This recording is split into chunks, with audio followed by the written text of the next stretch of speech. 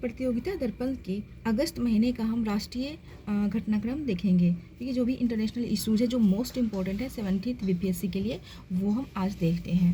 तो ये देखते हैं कि विश्व पर्यावरण दिवस जो कि 2024 में मनाया गया था 5 जून को, उसकी विषय क्या था? तो उसका विषय था कि हमारी भूमि हमारा भविष्य, हम पीढ़ी पुनर्स्थापना है।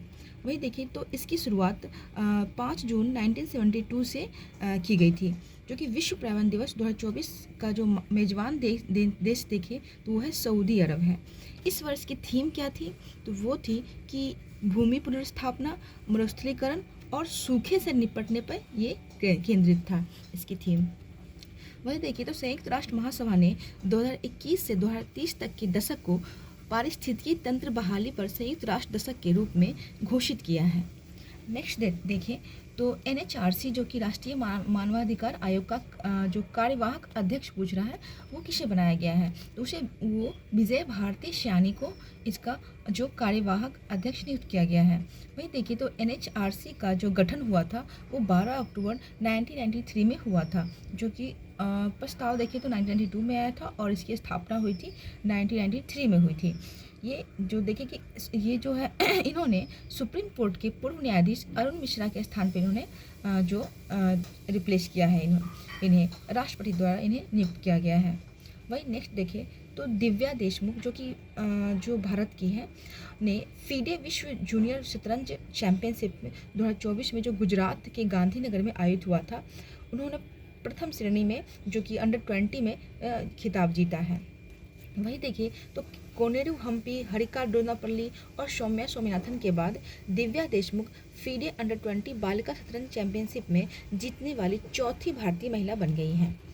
नेक्स्ट देखिए तो रोहित शर्मा द्वारा अंतर्राष्ट्रीय क्रिकेट के सभी प्रारूपों में कुल 606 लगाकर एक कीर्तिमान स्थापित किया है।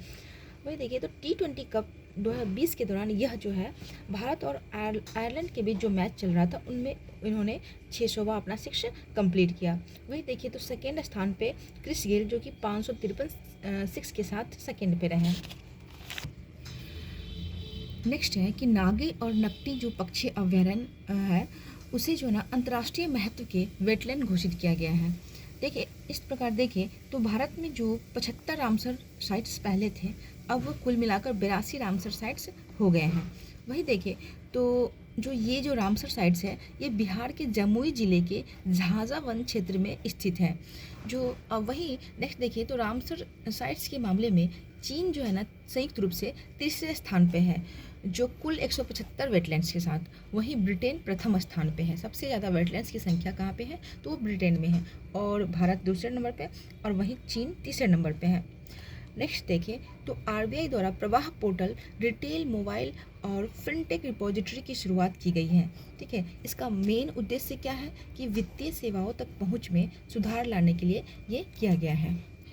नेक्स्ट देखें तो रेमल चक्रवात का नाम जो कि ओमान द्वारा दिया गया था, ये बे ऑफ बंगाल के तटीय क्षेत्र में था। रेमल का जो अरबी जो में अर्थ होता है वो होता है रेत। ठीक है, यह नामकरण जो की प्रक्रिया जो है 1972 में गठित एक पैनल द्वारा किया गया था, जो कि उत्तरी हिंद महासागर क्षेत्र में उष्णकटिबंधीय चक्रवातों के नामकरण पे किया जाता है। नेक्स्ट देखें तो केंद्र ने उत्तराखंड के चमोली जिले के जोशीमठ तहसील का नाम बदलकर ज्योतिर्मठ और नैनीताल के जिले के कोशिया कुटीली तहसील का नाम बदलकर श्री कैंची धाम करने की मंजूरी दे दी गई है। ठीक है, ये दोनों का चमोली जिले का नाम चमोली जिले के जोशीमठ का नाम जो ज्योतिर्मठ और नैनीताल जिले के कोशिया कुटोली का नाम बदलकर कैंची धाम यानी कि रख दिया गया है। ओके, वही देखिए तो ज्योतिर्मठ जो है ना 8वीं शताब्दी के दार्शनिक आदि शंकराचार्य द्वारा अद्वैत वेदांत दर्शन को बढ़ावा देने के लिए 4 प्रमुख मठों की स्थापना की गई थी, जिसमें जो ये है आपको उत्तराखंड का ज्योतिर्मठ और दूसरा क्या है तो द्वारका जो गुजरात में है और पूरी ओडिशा में और कर्नाटक में श्रृंगेरी में एक है। ठीक है, इस प्रकार नेक्स्ट देखिए अहिल्याबाई होलकर की जो है ना 299वीं जयंती मनाई गई, जो कि 31 मई 2024 को ये मनाई गई थी। ये मध्यकालीन भारत की जो कुछ महत्वपूर्ण जो प्रमुख महिला शासकों में से एक है। इनका जन्म 31 मई 1725 को अहमदनगर में हुआ था, जो कि 1754 में ये अपने पति खांडे राव होलकर की मृत्यु के बाद जो शासन सत्ता जो मालवा की शासिका बनी थी। वहीं देखिए नेक्स्ट है कि कूनो राष्ट्रीय उद्यान के बाद जो है ना भारत के दूसरे वन्यजीव अभयारण्य जो कि गांधी सागर वन्यजीव अभयारण्य जो कि राजस्थान में पड़ता है, इसका जो एक्वायर्ड जो एरिया है वो 368.62 किलोमीटर है को इसको जो है ना चीतों के लिए पुनर्वास के लिए जो सेकेंड जो होता है ना सेकेंड घर के रूप में इन्हें तैयार किया गया है। जो इन ये जो इसकी देखिए तो इन ये जो आपको राजस्थान और मध्य प्रदेश के बॉर्डर पर पड़ता है। वही देखिए तो इनके बीचों बीच से है ना चंबल नदी गुजरती है। नेक्स्ट है कि लेफ्टिनेंट जनरल उपेंद्र द्विवेदी जो भारत के अगले सेना प्रमुख का नया पदभार संभालेंगे, जो इन्होंने जो मनोज पांडे को रिप्लेस किया है। नेक्स्ट है कि विवेकानंद रॉक मेमोरियल, जहाँ पे जो प्रधानमंत्री ने ध्यान लगाया था, जो उस पर बहुत सारे कंट्रोवर्सी भी हुई थी, वहाँ पे यह मेमोरियल जो है ना भारत के मुख्य भूमि के सबसे दक्षिणतम छोर पे है। यह कहाँ पे है? ये तमिलनाडु में है। और ये जो मेन लैंड्स होता है जो हमारे सबसे लास्ट जो दक्षिणी पॉइंट्स है उसमें सब मुख्य भूमि में ये सबसे दक्षिणी छोर पे स्थित है। यह जो है कि ट्राई जंक्शन इसको कह सकते हैं कि ये हिंद महासागर और अरब सागर के और बे ऑफ बंगाल तीनों के ट्राई जंक्शन पे एकदम मेन पॉइंट पे स्थित है।